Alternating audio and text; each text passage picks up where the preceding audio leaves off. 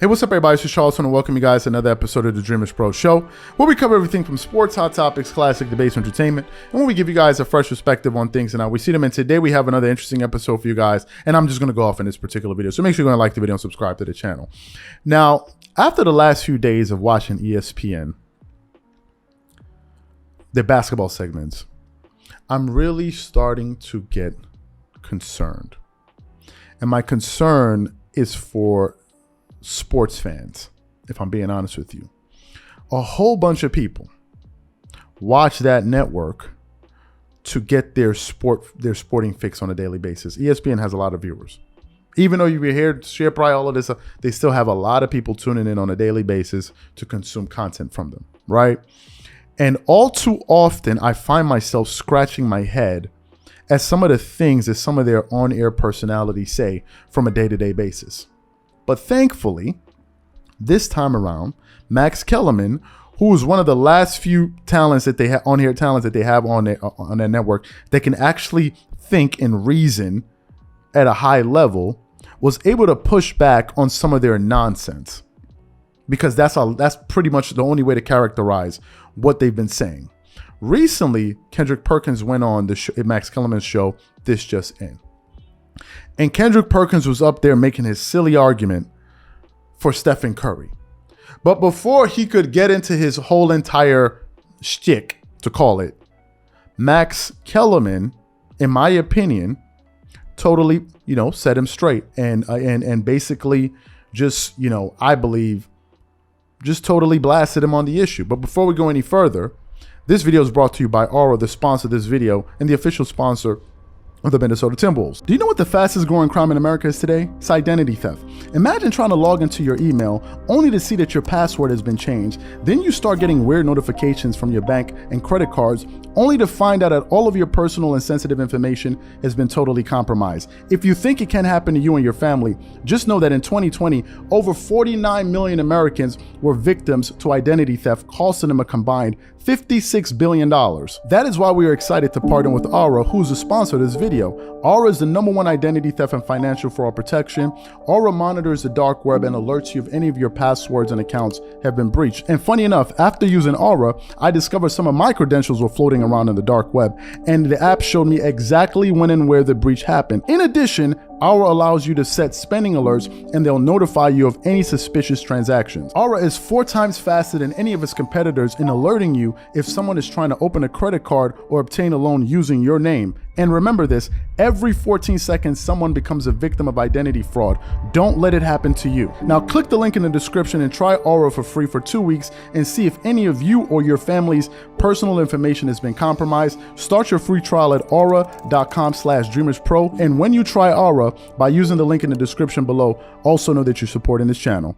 Thank you. Now I want you guys to take a listen to the exchange between Max Kellerman and Kendrick Perkins. And while y'all listening, put on your critical thinking cap, and ask yourself as you're listening, who here is actually making sense when I listen and try to reason through what I'm hearing?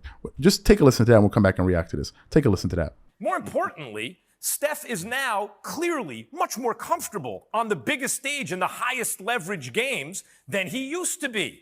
And as a result of that, he can now seriously be entertained as a top 10 player of all time.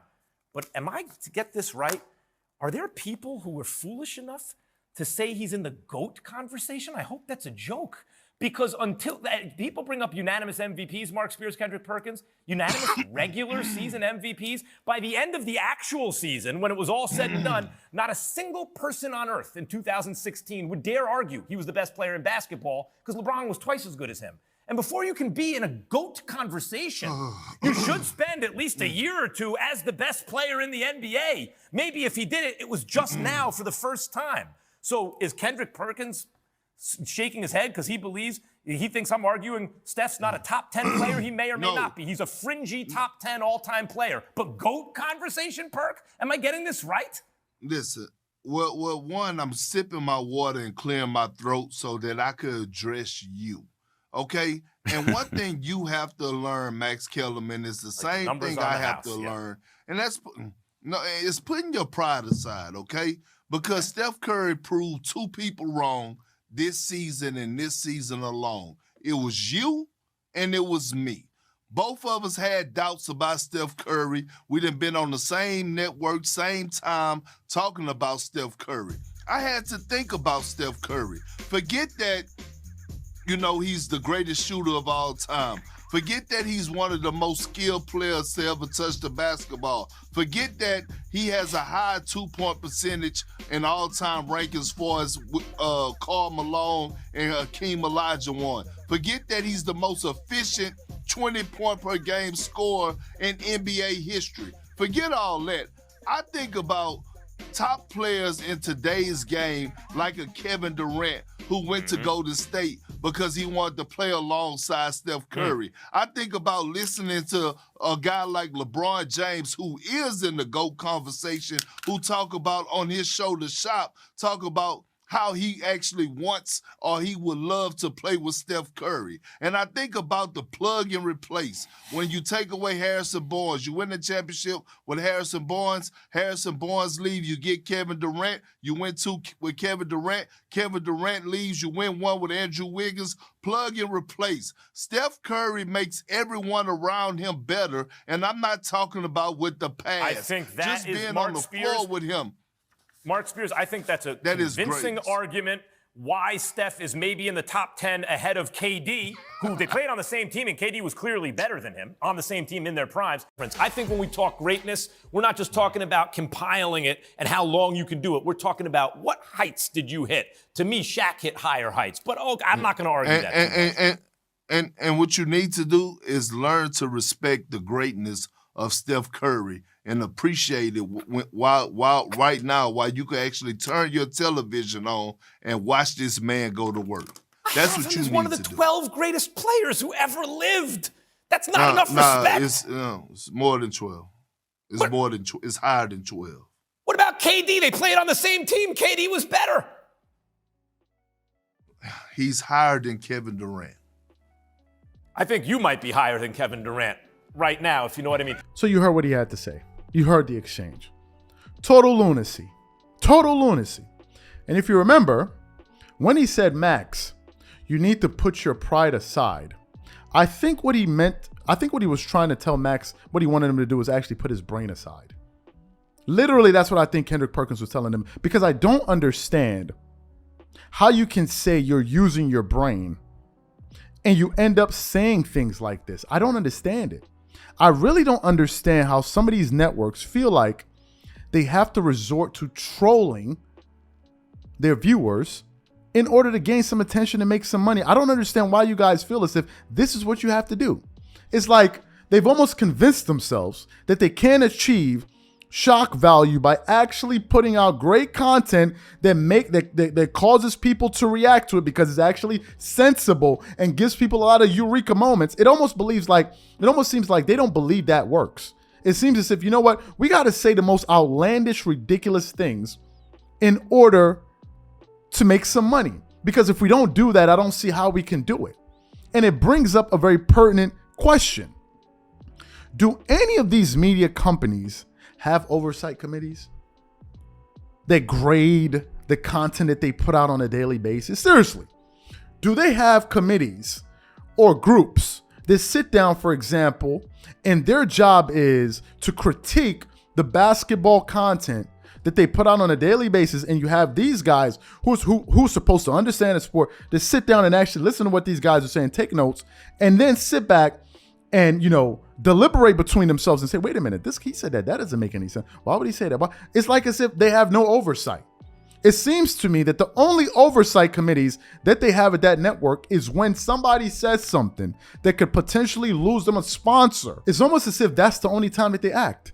When they feel like they're in jeopardy of losing some revenue, then all of a sudden they're going to come out there and cause this guy to say, to give an apology, apologize for this, apologize for that. But when they're out there disseminating all type of idiotic basketball, commentary, there's no oversight.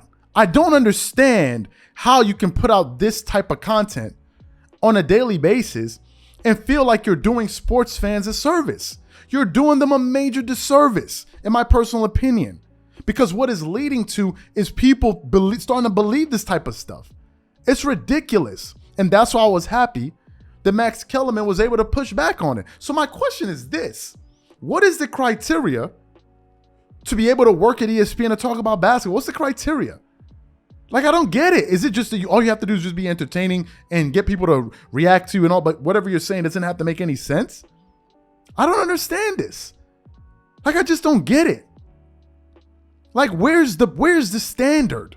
It's like us here deciding, okay, you know what? We want to get some guys to talk about basketball because we're tired of talking. You know, get another group of guys to talk about basketball, and they're out there saying silly things. And every day I'm seeing the views go up and up on it. Like, man, we're getting a lot of views. We're getting a lot of views. And then I go into the comment section and I see people saying, this is crazy. What this guy's saying is ridiculous. He's just trolling. He's just trying to get in. I'm like, wait a minute. This guy's just up there saying anything, and then the brand is being tarnished. But all I'm looking at is, oh, well, the views, so we're making money, so that's all. No! What's the standard? It's not every single penny you gotta make. It's okay, you don't gotta make all the money in the world and lose your standards and values in the process of it. Now, some people don't care about it. Some people will say literally any and everything to make some money. There are people like that. And they'll openly confess. I'm just saying it because it makes people react to me. And there are people who still go along with it. And they'll be listening to what they're saying, but this doesn't make any sense. And they'll still watch it. And they know that. So to me, I just think it's absolutely ridiculous. And I'm happy that Max Kellerman was able to push back on it. Kendrick Perkins cannot deal with reasoning and he can't deal with it. He's like, what are you huffing and puffing about? He's giving you sense. And you're reacting to it like as if he's sitting there spitting poison on you or something. I don't understand it. To me, these are my thoughts. Whatever you guys think, please leave your thoughts and comments in the comment section below. Again, if you enjoyed the video, be sure to make sure you go ahead and like the video, subscribe to the channel. We'll catch y'all on the next episode. I had enough.